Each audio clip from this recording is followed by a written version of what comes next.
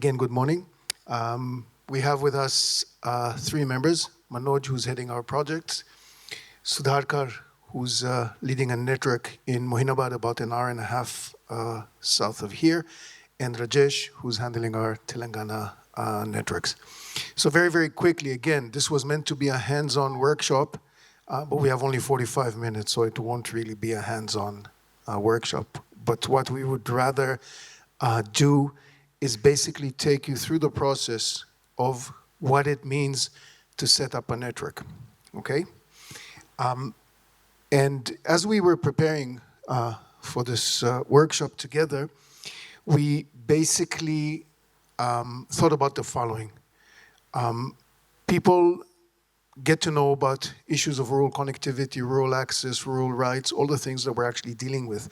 They get very enthusiastic about it, and it's a very, very good thing. But we felt it'll be very useful for us to share our experience so that if anybody is thinking about setting up rural networks, networks in general, community networks, it's good to know how it's done. So we're going to talk about the following principles, which you actually see on the slide. Who am I actually connecting? In other words, what's my target audience? Where is my uplink? How do I actually connect to the internet? What technology am I going to be using? How do I map my networks? What is the economics of running a network, okay? What are the legal requirements, in this case in India? But please know that every country has its own legal system. They're never simple systems when it comes to internet. And again, at the end of the day, nobody does a journey or goes on a journey alone. Who's there to help me with the journey? So let's try and quickly walk step by step through this. Next slide, please. Or do I have the slide? Can I move the slides? Oh, yeah, I actually have it in my pocket. That's an amazing thing, technology. Okay. So as I said, we go and connect, but who am I connecting? What is the user type? Why is this important, what the user type is? Internet is internet is internet, bits and bytes. Yes, it is, but no, it isn't. We need to know, am I going to put public hotspots to reach villages that have mobiles, and that's the beginning and the end of my story? Am I connecting very, very big customers? Could be a college, could be a business that requires one very, very large type of internet connection. Am I doing a mix? All of these things will help me or guide me actually in building the type of network that suits the purpose. Again, when we get on the road, we can drive a Maruti 800 or we can drive a Tata truck. They're both great for what they're doing. I'm not even talking about Bentleys because I don't understand why we need to pay so much for four wheels. Geography and density, very, very important. Are we talking about a hilly terrain? Are we talking about a flat terrain? Okay? Are we talking about tree coverage? We're in South India. The minute we get into states like Tamil Nadu, Kerala, coconut trees, how does that look? Rajesh, you're part of the building of our network in Tanjavur, right? Yeah, you remember the coconuts, yeah? Every place has its own challenges and opportunities. Because remember, a mountain is an obstacle, but a mountain is also something that helps us to build connectivity. Density. Density will tell me what kind of technology we're using. I'll talk about that in a minute. Present and future demand. In as much as we can predict what are we trying to do in the place we've come to and what do we think the future is going to look like.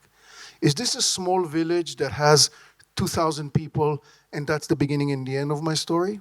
Not a tragedy, but that tells me what kind of operation I need to build. Is this a big city or am I near a big city? We are an hour and a half away from Hyderabad in the networks we have in Telangana. Am I thinking of going to Hyderabad or do I actually want to go to Mahbubnagar or Rayalaseema or wherever it is? We need to figure out. We need to think about it. And that's growth and forecasting. That's part of it as well. Uplink.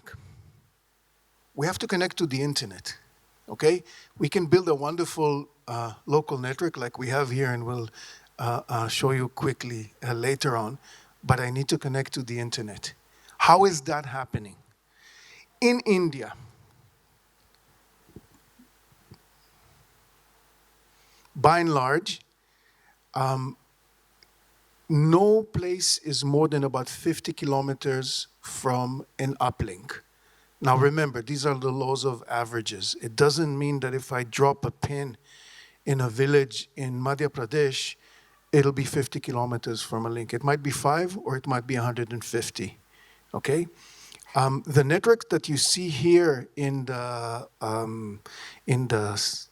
thing here is a network that we built in Gujarat, in a place called Subir, if anybody knows this district. By the way, if you have any questions, you're welcome to barge in. I don't think I have a pointer. Oh, I do have a pointer. This is the uplink, okay?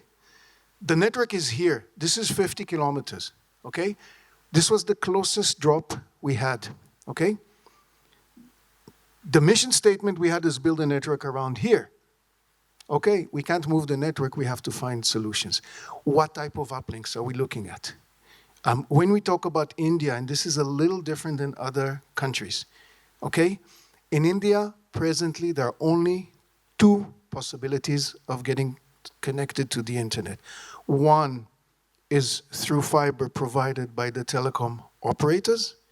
The other one is satellites provided presently by 3 or 4 players actually, but very, very limited bandwidth, okay? Those of us who are technical, KU band. So when we're talking about Starlink and we read amazing articles about amazing tech, please understand, this is not the reality right now in India. Legislation and other considerations mean that right now these are the only 2 options we have. And when we talk about fiber and connecting to telcos, there are only 3 companies in India that presently provide uplink. Airtel, BSNL, Vodafone Idea, okay? There are smaller Railwire and so on, we'll talk about that later. Okay, we talked about wireless density. Okay, so we figured out that we have to connect this community, and we figured out we have a link up here, okay? How do we go about building a network? The first thing is a site survey, okay? Where, again, as I said earlier, where are my customers? How far are they from each other? What are my projections going forward? That will tell me how I'm going to build this network. In this case, the network that we see here is a very, very sparse network, villages with low levels of income, very, very few customers in each village. What do I do? Do I build fiber? Do I put wireless? Do we have anybody here who is actually dealing with networking? Not necessarily. Okay, so a quick word about, did you raise your hand? Or you just scratched your face? Yeah, okay. So you do that as well, yeah? Okay. So do feel free to barge in and tell me where I'm going wrong. I'll probably go wrong sooner or later.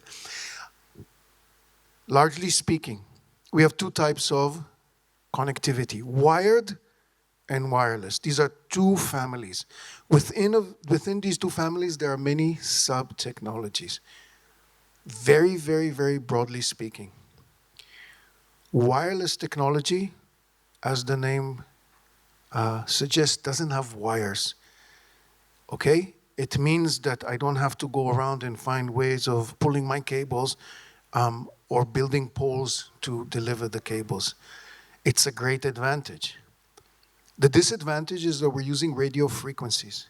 Radio frequencies, physics, are limited in capacity. Rule of thumb, the lower the frequency, yeah, the better propagation. It can go through obstacles better, but it can deliver lower bandwidth. The higher the bandwidth, the higher the frequency, the more bandwidth I can deliver, but the more sensitive it is to delivering data. Okay, in India, when we talk about wireless connectivity, we really have, again, roughly speaking, two families of technologies. One is licensed bandwidth, which is what telecommunication companies use, very, very expensive resource, mostly irrelevant for internet service providers. Only the Airtels of this world have access to this. This is crores and crores or thousands of crores to get, okay? The second is Wi-Fi. Everybody knows the word Wi-Fi. What is Wi-Fi? These are two families of frequencies that are open to everybody to use freely. Amazing. The link that we set up here, the internet we have around us, it's Wi-Fi. Again, as I said, remember, first of all, we have line of sight limitations. Wi-Fi is line of sight. What does it mean, line of sight? I have to see you. I have to look you in the eye. If there's a wall between us, either the signal will not go at all, or it will be degraded. I will be able to deliver less bandwidth. So great, but with limitations. Wired. Again, two major technologies that we're talking about. Let's not talk history right now. Number one, fiber. Everybody knows fiber, everybody sees fiber. Everybody sees the spaghetti of fibers that goes around every city in South Asia.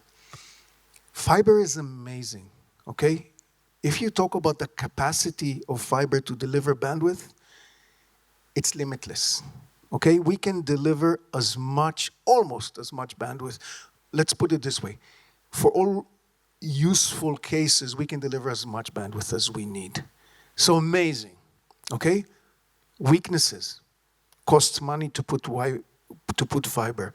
If I need to reach you and you're 50 kilometers away, let's talk again about this link. If we would have taken this link with fiber, we had to put 50 kilometers of fiber from this, in case it's Maharashtra. What's the drop? Where's the drop? Guys, do you remember? Ajmi? No. What's the name of the drop? In Maharashtra. From Navapur in Maharashtra to Subir, 50 kilometers on the road between states, expensive, problematic to maintain also. Fiber breaks, fiber gets cut, monkeys jump on it, people cut it, trucks cut it, unless you put it under the ground. Under the ground, costs are enormous. So a very, very different story. So again, you mix and match, okay? You choose the technology you use. Air Jaldi, from the time we were set up, we said we're agnostic to technology. We are not married to Wi-Fi. We are not married to TV white spaces. We're not married to fiber. We're not married to satellites or non-satellites. Give us a solution that does the right thing, we'll use it. So that's another great rule of thumb.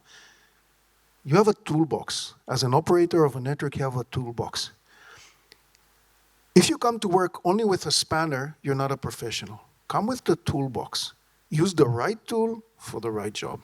And again, my colleagues here, all of whom are very, very experienced, and I dare say much better than me technically, know that, and they deal with that every day. Once we've built a network, we then get into the utilization of each technology. And that again gets into issues of loads and architecture. We put a wireless network. We made an access point here, point to point, one access point which sends a signal, one receiver which receives, and an access point. Wonderful. It looks like we can just keep on doing this. But if I start putting 50 devices in different distances with different loads, the whole thing will collapse. The same with fiber. Lo and behold, I just told you that fiber is limitless. It's not limitless. If I send fiber down, let's say here, and I have a customer here, 50 customers there, 150 customers there, and so on and so forth, I have to split the upstream pipe into smaller pipes. If I don't do this correctly, very, very quickly I'll get to a point where there's no water at the end because I've split it so many times, not in a logical sense, that I'm stuck. Can I reverse it? Yes, I can reverse it. But remember, the more complex things get, the harder it is to move backward. So again, think ahead of time how it's going to look. Where are we going? One village, two villages, one part of Hyderabad, 5 parts of Hyderabad, so on and so forth. Are we going to Chavela? Are we going to Mohinabad? Are we going to Mecca Good? How many people here are from Telangana, actually? Okay, so you know these places, right? Correct? Okay. So this is the IP scheme and addressing. Again, we can talk about IP scheming, and we can talk about how we deal with IP addresses, a whole different ballgame altogether. By the way, shameless advertisement, Air Jaldi actually gives courses on setting up networks and on building networks. It's a 1-month course, and even at the end of that 1-month course, we're just about ready to begin. But those of you who are interested, we will be here after the presentation. How do we design networks? So, I talk so much about designing networks. Well, it's not some kind of a skill that you need to spend 25 years figuring that out. Luckily, we have amazing tools that are available to help us, okay? What you see here is a sample of different tools that Air Jaldi actually is using. This one, okay, is, as you can see, this is a Google map, but it's an image of a tool that's called Hey, What's That? What's Hey, What's That? I go online, I open this website, I put in a lat long, I tell the application or the software what height of a location I have, and it tells me what my coverage looks like. In this case, all the areas in red are reachable from the access point that I've defined. Everything else is not reachable. So when I start designing, it actually gives me a very, very good but general description of, hey, listen, if you were thinking of putting something here, you're not going to reach it. Not from this relay. So if you really need to go here, you'll need to figure out something else in order to reach them. Okay? The second tool is, okay, let me go to this later. This again is Google Earth, but now it's showing me what's called, again, that thing I talked about, line of sight. It tells me where there is a clear path. In this case, there's a clear path throughout.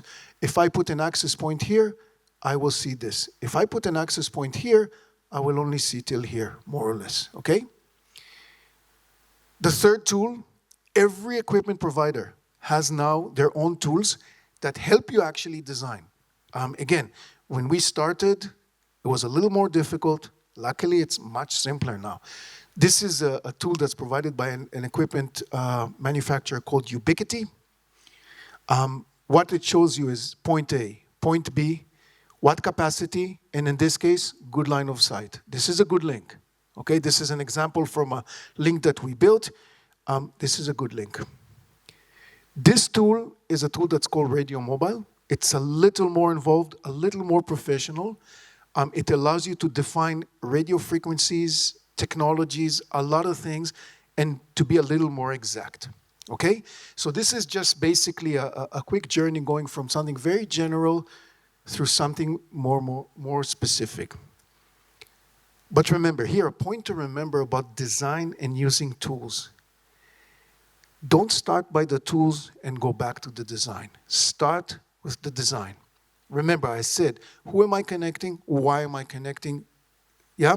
Otherwise, what happens more often than not is you get stuck in the woods and you forget the forest. And you might build a network that might not be very efficient. What's efficient? Efficient means that it does the right thing technically, but it's also not too expensive. Please remember, and I'll talk about it just now in economics, that we're dealing in a business that's actually an expensive business. Building a network is not a cheap undertaking, okay? And that leads me to the next thing. Many years ago, I had a friend who worked in healthcare, and one thing he told me stuck with me. He said, look, building a hospital is very expensive, but running a hospital is even more expensive, okay? The same is with networks. It's expensive to build a network. It's expensive to run a network. Sometimes you're tempted to go and start an operation You don't necessarily think about the future. You should try your best to think about the future. Am I going to be able to maintain it? And at the end of the day, if you have users, these users need to pay you, even if it's a community network. All a community network is, it's a different way of organizing the ownership. Somebody needs to pay for this. So either you get somebody to subsidize it, or your users need to subsidize it. A rule of thumb in India, again, in other countries may be different, but my experience teaches me that it's not that different. If you're building a network that doesn't have a minimum of about 200 users, okay, and an Indian currency makes more than a lakh 0.5 a month, you're running into issues. Somebody needs to help you economically, okay? So remember, this is two kind of, again, rules of thumb. 200 users, 1.5 lakhs, or if it's easier, 2 and 2, okay? Sustainability, same thing. Okay, so we've identified our users, we designed our network, we defined the technology, we understand the economics of it. Regulatory. Let's not underestimate what this means. In India, running a network requires you to be very, very compliant, okay? And there are multiple regulations. On top of the regulations that one has in running a business, one has to comply by the legal requirements of the state of India. This is the Department of Telecommunication, or as we call it, DOT, to whom you need to report on a regular basis in very great detail, and they're very, very particular about it. There's the Telecom Regulatory Authority of India, TRAI, that again has its own demands and are very, very specific. Security, you need to have the ability to keep your data, report on your data to security agencies in India that have the right to demand this, and they do demand it all the time. And again, financial and infra reporting. So again, it's not like I can walk tomorrow out of this building, put up a network, and just start running it. It doesn't work like that in this country. Very, very difficult. Okay, I don't know if I'm on time. I hope I'm on time. 10 minutes, wow, I'm doing good. This last slide, we just wanted to say that, again, it might have sounded as if we're trying to discourage people from doing this. We are not. We think and we know the task of connecting India is far from over, okay, no matter what the press tells you. So every initiative is extremely important. It's just that one needs to know how to go about it. If there's an issue and you really want to do it and you still need assistance, remember, there are a couple of options ahead of you. You can work as a franchisee for bigger companies. It could be the telecommunication companies, it could be aggregators, or you can try and seek assistance and help from organizations that do it. And I can think this morning about at least two organizations. One is Digital Empowerment Foundation that actually organizes this conference and has kindly invited us and deals with it for many, many years. The other is Jaldi itself. Again, we're a commercial company, so we won't do every project, but our mission is to connect rural India, so we always remain interested. If there are any questions, thoughts, happy to address those.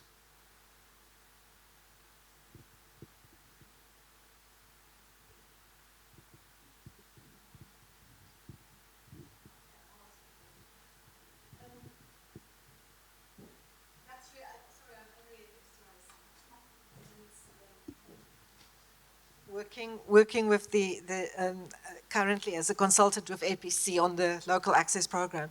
It's really fantastic to see this systematic layout. So just firstly, a technical question about India. So mobile broadband is not an option for an uplink in India.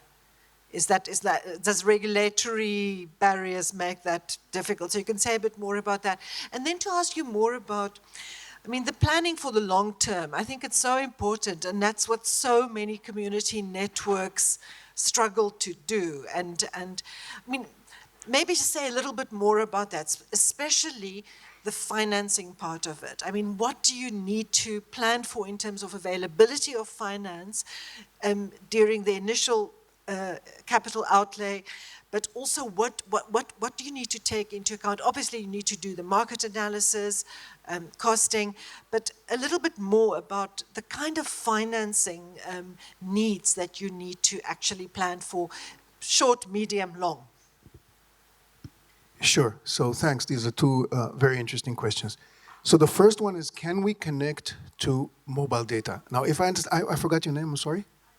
Henriette. So Henriette, what you mean is, can I connect using a mobile phone as my uplink? Is that roughly the thing? Or will the...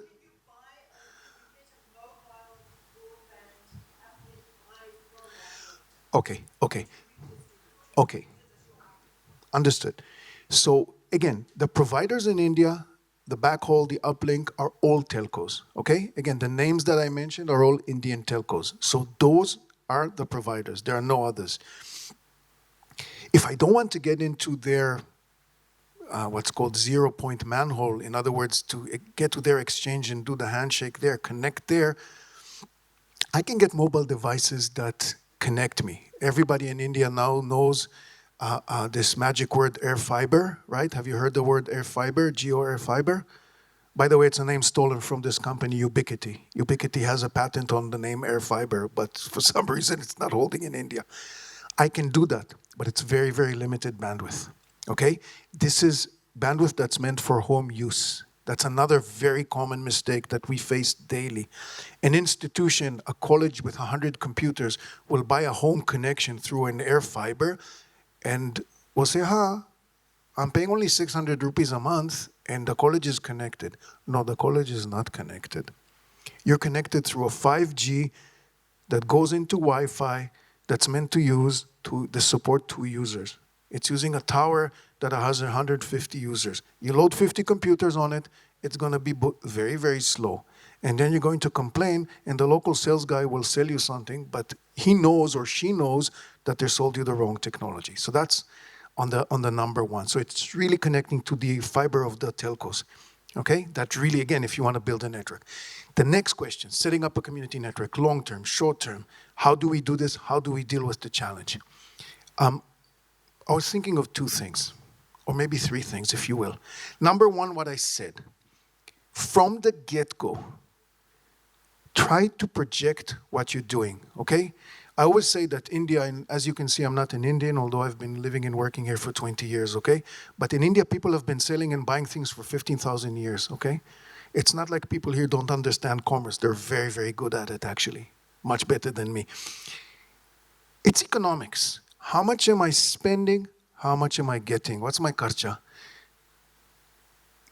So when you run a network, okay, when you start, and that's why I recommended that if you're just starting on your own as a small community network, use other people's experience. You're so lucky that you have some organizations in India, I mentioned 2, there are many others, who are actually willing to do this.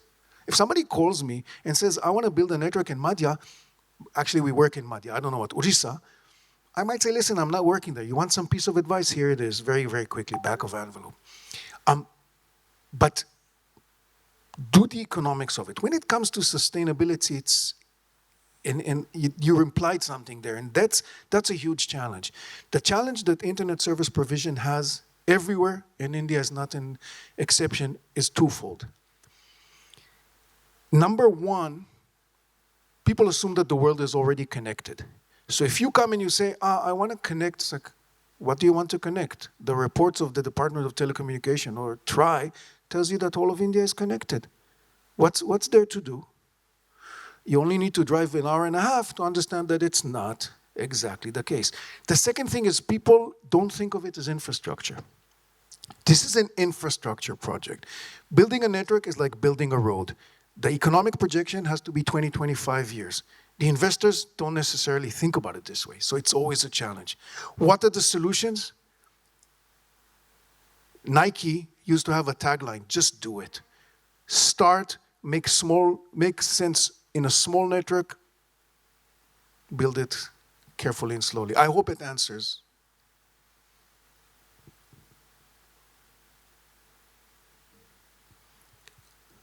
Okay, just very quickly, Pranita, we didn't have time to talk about it. We set up actually a point-to-point link here, which we meant to demonstrate, but we're slightly out of time.